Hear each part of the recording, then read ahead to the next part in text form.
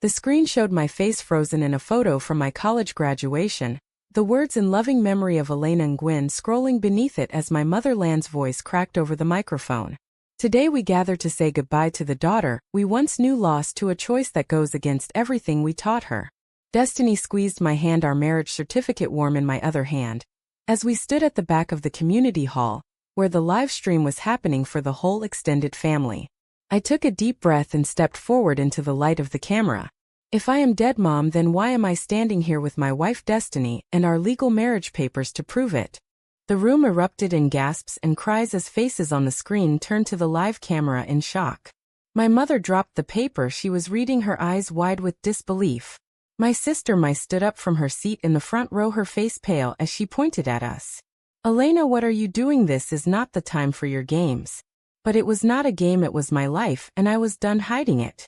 Destiny squeezed my hand tighter, her voice steady beside me. We came to set the record straight. Elena is alive and happy. And we are married under the laws of Texas. As the chaos unfolded, my mind raced back to the day. It all began 2 years earlier in a bustling marketing firm in downtown Houston. I had been working as a graphic designer, struggling to balance my career with the expectations my immigrant parents placed on me to marry a good Vietnamese boy and continue the family line. Destiny was the new account manager assigned to my team, her confident stride and warm laugh catching my eye from the first team meeting. We started with coffee runs to discuss campaigns, and soon those talks turned personal, sharing stories of our lives. She told me about growing up in a supportive family in California where her parents had always encouraged her to be herself. For me it was different. The constant pressure from home to be the perfect daughter weighed heavy, but in Destiny I found a safe space to explore the feelings I had suppressed for so long. Our first real date was at a quiet park near the bayou where we walked for hours talking about everything from art to dreams. I felt a spark I had never known before, and when she kissed me gently under the oak trees I knew my world had shifted. Yet the fear lingered. What would my family say if they knew? I pushed it down, focusing on the joy Destiny brought, but the internal conflict grew with every secret meeting. She was patient, understanding my hesitation, but her love was clear, and it made me question everything I had been taught about right and wrong. Each night after seeing her, I would sit in my car outside my parents' house rehearsing lies about where I had been and who I was with. The guilt ate at me, but so did the happiness, and for the first time I wondered if I could have both. Weeks turned into months and our connection deepened. We spent weekends exploring Houston museums and trying new restaurants, always careful to avoid places where family friends might spot us. Destiny never pushed, but her quiet support made me braver. One evening after a long day she took my hands and said, "I see how much this weighs on you, Elena, but you do not have to carry it alone." Her words broke something inside me and I cried for the first time in years, letting out the years of hiding. That night I made a choice to tell my closest friend at work about us, hoping for an ally. She listened, nodded, and promised to keep it secret. But the next day my sister Mai called me furious. "How could you, Elena? Our mother is asking questions and your friend let it slip." The betrayal stung deep and I realized even my safe circles were fragile. The argument with Mai was the first crack in the foundation. She accused me of selfishness, of bringing shame to the family name. "You know what Mom and Dad sacrificed to bring us here, and this is how you repay them." I defended myself, but inside I questioned if she was right. Was my love for Destiny worth the risk of losing them all? Destiny held me that night as I wrestled with the decision to pull back or move forward. Her eyes held no judgment, only love, and in that moment I chose to keep going. We planned more dates, more time together, and slowly I built a double life, one where I was the dutiful daughter and another where I was truly myself. The tension built daily, the fear of discovery mixing with the thrill of being seen by someone who loved every part of me. By the end of that first year, the internal battle had become exhausting. I lost weight, slept little, and snapped at small things at home. My mother noticed and pressed me about dating, asking when I would meet a nice boy from church. Each question felt like a knife, and I dodged them all while Destiny waited patiently for me to decide how far I was willing to go. The price was already high, my peace of mind, my honesty with myself, but the reward was a love that felt like coming home. As the live stream chaos continued around me in the hall, I gripped the certificate tighter, remembering how far we had come and how much more we still had to face. The family on screen was yelling now, demanding answers, but all I could think was this was only the beginning of the confrontation I had dreaded and longed for. The days following my first coming out to Mai were a whirlwind of whispered phone calls and tense family dinners. My mother-in-law began watching me closer, her questions sharper. Who is this friend you spend so much time with, Elena? I lied, saying it was just work, but the guilt gnawed deeper with each deception. Destiny noticed my distraction and suggested we slow down, but I refused. I cannot lose you now, not when you make me feel whole. Our relationship grew stronger in secret. We moved from stolen moments to weekends away in small towns outside Houston where no one knew us. In those escapes, I allowed myself to dream of a future without the weight of family expectations. One weekend in Galveston, we walked the beach hand in hand for the first time in public. Destiny turned to me, the waves crashing behind her, and said, "I love you, Elena, all of you, the part that worries and the part that shines." Tears filled my eyes because for the first time I believed it was possible to be loved without conditions. Back home, however, the pressure mounted. My aunt visited from California, and during dinner she lectured on family honor and the importance of tradition. I sat silent, my hands clenched under the table, while Destiny waited for my text updates, feeling the distance grow. The moral dilemma tore at me. Was I betraying my parents' sacrifices by choosing love, or betraying myself by denying it? The betrayal from my friends spread like wildfire within my circle. She had not meant harm, but under pressure from she had revealed enough to raise alarms. My sister confronted me again, this time in person at my apartment. "I saw you with her, Elena, at the park. How long has this been going on?" Her voice held disappointment, not anger, and that hurt more. I tried to explain that Destiny made me happy, that this was not a phase, but my shook her head. "You are throwing away everything Mom and Dad built for us." The argument ended with her storming out and me calling Destiny in tears. She drove over immediately, holding me as I questioned every choice.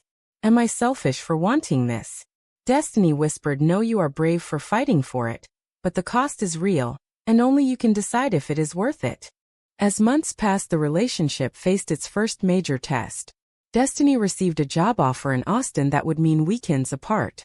I panicked, the thought of distance amplifying my fears of losing her to a life without the same struggles. We talked late into the night, weighing options. She decided to stay in Houston for me, a sacrifice that showed her commitment. In return, I promised to be more open with my feelings. We began attending a small support group for women like us in the city, where I heard stories of others who had lost families but found peace. Those meetings planted seeds of strength but also highlighted the pain ahead. One woman shared how her mother had not spoken to her in years, and I saw my own future reflected. The internal conflicts intensified during family gatherings. At my cousin's wedding, I watched couples dance and felt the ache of hiding Destiny. She understood, but the loneliness weighed on her too. One night, after a particularly hard family dinner where my father praised traditional values, I broke down with her. "I feel like I am tearing myself in two." She listened, then said, "Love should not require you to erase parts of yourself, Elena." Her words echoed in my mind as I lay awake, weighing the right and wrong. Was family loyalty more important than personal truth? Or was true morality found in authenticity? The decision loomed closer, and with it the fear of irreversible damage. By the end of the year, I had made small steps. I introduced Destiny as a close friend to a few relatives, but the lies felt heavier. My distanced herself, her loyalty to our parents creating a rift. The price was paid in sleepless nights and quiet tears, but Destiny remained my anchor. Her own family welcomed me with open arms, contrasting sharply with mine, and that acceptance gave me hope. As the live stream in the hall continued with voices demanding I leave, I stood firm, the memories of those struggles fueling my resolve.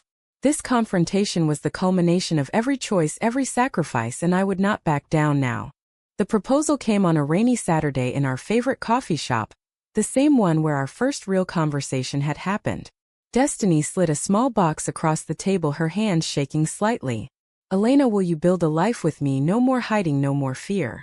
I stared at the simple ring, tears blurring my vision. In that moment, all the doubts rushed in, the image of my mother's disappointed face, the whispers in the community. But looking into Destiny's eyes, I saw a future worth fighting for. "Yes," I whispered, and in that yes, I traded the safety of my old life for the uncertainty of the new. The weeks after were filled with planning a small private ceremony with only Destiny's family and a few trusted friends. I wrestled daily with the decision to tell my parents or not. Each conversation with Destiny about guest lists brought the moral conflict to the surface. She never pressured, but her quiet hope that I would include them weighed on me. Ultimately, I chose not to, risking the backlash but protecting the day from ruin. The night before the wedding, I sat alone in my old room at home pretending to prepare for a work trip. My mother knocked asking if everything was okay. I lied again, the words tasting bitter. The internal battle peaked as I packed my bag, knowing this might be the last time I slept under their roof as their daughter. The wedding was simple, held in a small garden outside Austin with string lights and wildflowers. Destiny's parents hugged me, welcoming me as their own, and for a few hours I felt free. But even in joy, the absence of my family cast a shadow. During the vows, I promised to stand by Destiny through every storm, and she promised the same. As we kissed, the weight of the choice settled, the knowledge that this act would change everything. The price was immediate. Upon return to Houston, my sister somehow learned of the marriage through a mutual contact. She called screaming, "How could you do this without telling us?" The betrayal chain continued as she informed our mother. The ultimatum came 2 days later. My parents summoned me to the house, their faces stern. Lon spoke first, her voice trembling with anger and hurt. "We raised you to honor us, not to shame us with this. Choose, Elena, your family or this woman." My father remained silent, his disappointment louder than words. I stood there, heart pounding. The decision I had avoided now forced.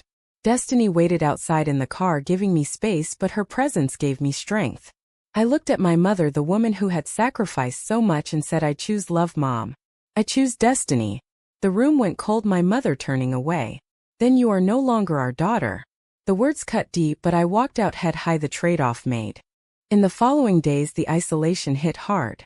Calls stopped, texts went unanswered. My blocked me, her loyalty to tradition severing our bond. I mourned the loss in private, but Destiny held me through the nights, reminding me of the life we were building.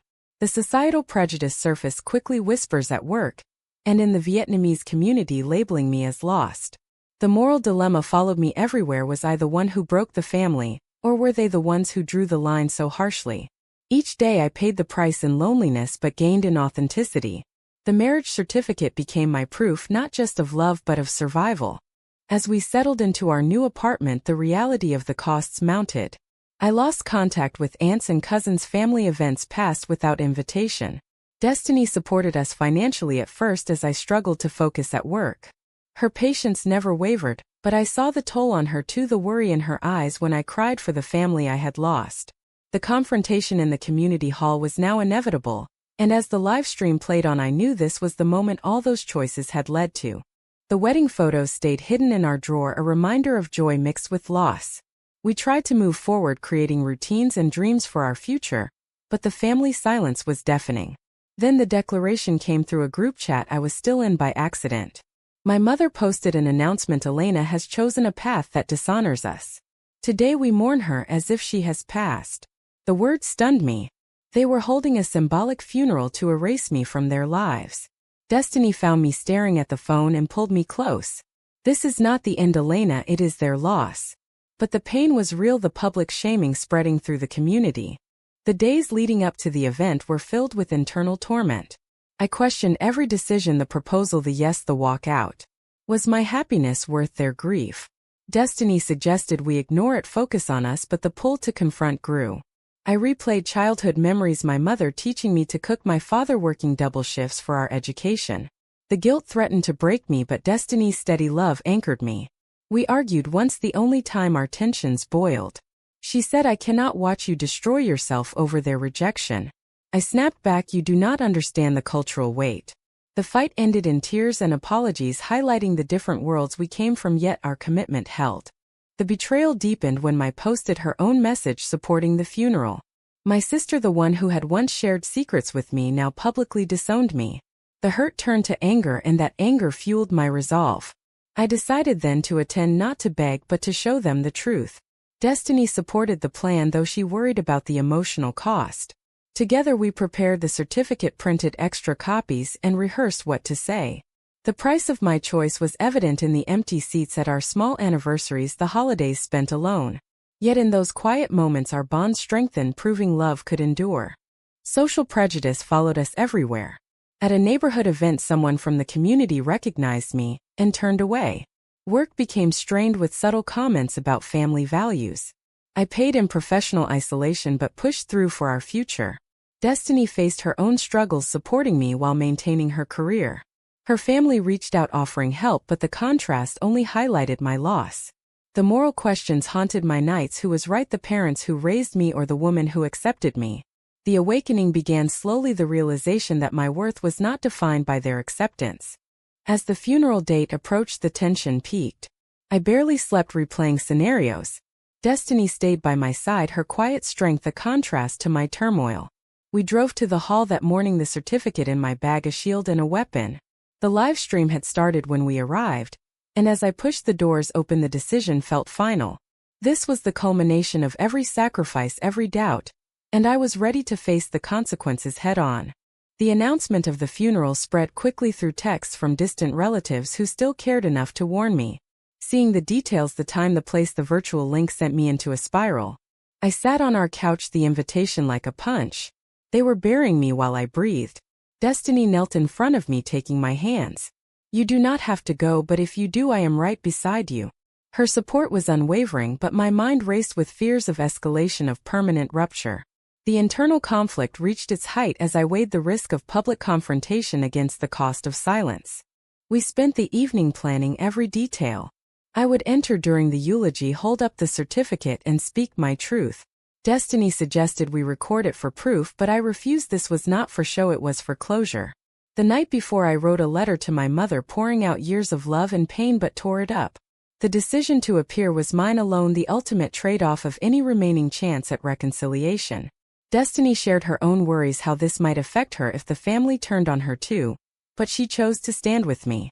Our partnership faced its deepest test and emerged stronger. The drive to the hall was silent, my hands shaking on the wheel. Memories flooded in of family vacations, of arguments resolved with hugs. Now I was the enemy. Destiny broke the quiet with stories of her own, coming out how her parents had struggled at first but chose love. Her words gave me courage, but the cultural gap remained. At the hall we parked and waited for the right moment. Through the window I saw the screen, my face on it, the eulogy underway. The betrayal of my organizing parts of it cut deepest. She had chosen sides completely. As we walked in, the doubts resurfaced. Was this selfish drama or necessary truth? The price had already been high: lost inheritance, cut ties, mental strain. But I knew stopping now would mean living as the ghost they created. Destiny whispered, "I love you no matter what happens inside." Her hand in mine grounded me. The live stream captured every step, and as the doors opened, the moment arrived.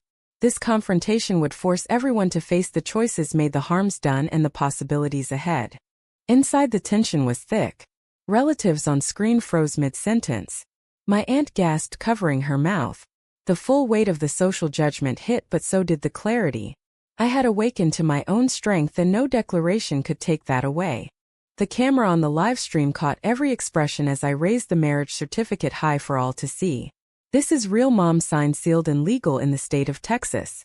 Elena Nguyen is not dead. She is married to the woman she loves, and she is standing right here." My mother's face crumpled, tears streaming as she whispered, "Why, Elena, why now?" The room filled with overlapping voices, accusations, and pleas. My rushed toward us, her eyes blazing. "You ruined everything. How dare you turn this into a spectacle?" I met her gaze, steady for the first time. "I did not ruin us, Ma. You all did, by choosing pride over me." Destiny stood tall beside me, her presence a quiet force. "We did not come to fight, we came to live openly." One by one, the family members reacted, my father turning away in silence, my aunt calling for security. The online chat exploded with messages from relatives across the country, shock, anger, some unexpected support. The confrontation escalated as my mother approached, her voice breaking. "We gave you everything and you threw it away for this." Her words landed heavy, but I answered with the truth. "I threw away nothing. I chose to stop pretending. The cost has been everything. I lost you all, but I gained myself." Hours of raw emotion followed, private talks in side rooms where accusations flew and tears fell. My revealed her own fears of being judged by association, her betrayal rooted in self-preservation. I forgave her in the moment, but the wound remained. My mother admitted the funeral was her way to cope with the shame she felt, but seeing me alive forced her to question her own choices. Not everyone softened, some walked out, but the seeds of doubt were planted. Destiny spoke calmly, sharing how love had healed her own family rifts, offering a path forward if they chose it. As the live stream ended and the hall emptied, I felt the awakening fully. The price I paid was steep: years of relationships, financial security, peace of mind. But the reward was authenticity, and a love that survived it all. Destiny and I drove home in silence, hands linked, the certificate now a symbol of victory. The family might never fully accept, but I had stopped dying for their approval. In the quiet of our home, the question lingered for me and perhaps for them too. Was I wrong to choose my wife and my truth over the family that raised me, or were they wrong to declare me dead rather than love me as I am?